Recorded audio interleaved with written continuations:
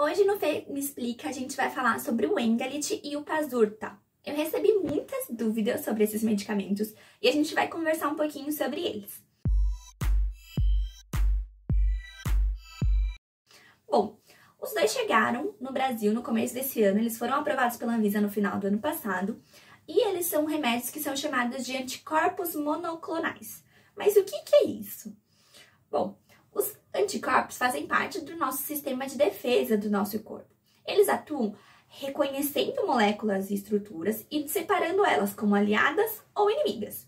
Se elas são aliadas, tudo bem, elas podem ficar. Se elas são inimigas, o nosso corpo vai tentar combater e neutralizar essas moléculas.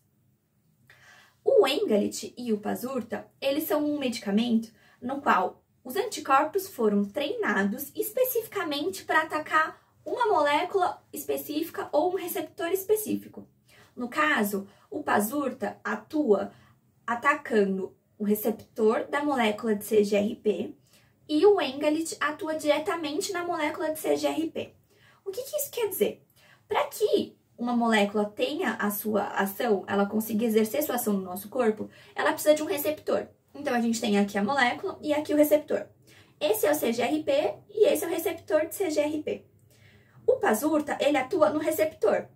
Se o receptor está inativo, a molécula não consegue ser ativada. Já o Engalit, ele atua na própria molécula de CGRP. Se ela está inativa, ela não consegue se encaixar no receptor e com isso a gente não tem a ativação desse CGRP. Mas o que é esse CGRP? CGRP é a sigla para peptídeo relacionado ao gene de calcitocina. E o que isso tem a ver com a enxaqueca? Os pesquisadores realizaram um estudo no qual eles colheram sangue da jugular de pacientes no início e durante a crise de enxaqueca. Eles descobriram que a única alteração sanguínea que eles acharam foi um aumento da presença dessa molécula de CGRP no sangue desses pacientes. E o que tem essa CGRP? Essa CGRP, ela é um importante neurotransmissor, é produzido principalmente pelo nervo trigêmeo que se estende por toda a nossa cabeça. É ele que sensibiliza o nosso cérebro e dá início à crise de dor de cabeça, à crise de enxaqueca. Por quê? Porque esse CGRP, ele atua como um neurotransmissor e ele provoca o aumento e a diminuição do calibre dos vasos sanguíneos e o processo inflamatório, que é o que deflagra as crises de enxaqueca. Então, daí a importância desses novos remédios que chegaram no nosso mercado. É importante dizer que os estudos preliminares mostraram que 15% das pessoas que utilizaram essa medicação tiveram uma diminuição da dor em 6 meses. Na verdade, durante os primeiros 6 meses após a aplicação dessa medicação, essas pessoas não apresentaram crises de enxaqueca, enquanto 50% das pessoas que fizeram as aplicações apresentaram a diminuição na intensidade da dor e na frequência da crise também. Essas duas medicações são medicações que são aplicadas através de uma injeção subcutânea, aplicada por 3 meses, uma vez por mês.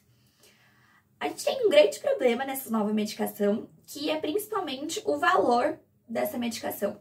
Ela gira aí em torno, normalmente, de uns R$800 para mais até. Então, isso tem sido um importante limitante. Mas é importante a gente comemorar a chegada dessas medicações, porque são os primeiros remédios específicos para o tratamento da enxaqueca.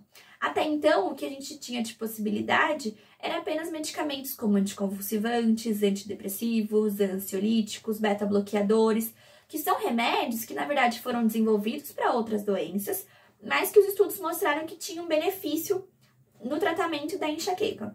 Então, esse foi um passo importante que a medicina e que a indústria farmacêutica deram em relação ao tratamento da enxaqueca. É importante lembrar também que esses medicamentos, eles são preventivos de crise de enxaqueca. Não adianta você achar que esse remédio é um remédio para crise. Não, ele vai atuar para evitar que você tenha o início dessa crise de enxaqueca. Novos estudos estão sendo constantemente realizados ainda, porque é um remédio super novo. Ele foi aprovado, na verdade, nos Estados Unidos no começo de 2018, e aí os estudos são, a maior parte, desenvolvidos por eles, e os resultados têm sido resultados satisfatórios. Mas é importante ressaltar que essa medicação não é indicada para todo mundo. É importante que você converse com o seu neurologista para que ele explique para você e para que vocês consigam entrar num acordo se é ou não o momento de você utilizar essa medicação. É uma medicação que não tem apresentado muitos efeitos colaterais, porque trata-se de um remédio biológico, mas quando a gente lê os efeitos colaterais na bula de um remédio, esses efeitos colaterais foram observados por 5 a 6 anos após o início da medicação. E a gente ainda não tem esse período de utilização dessa medicação no mercado. Então, é sempre importante conversar com o seu neurologista se é ou não o ideal começar a utilizar essa medicação ou se manter a medicação que você já estava utilizando.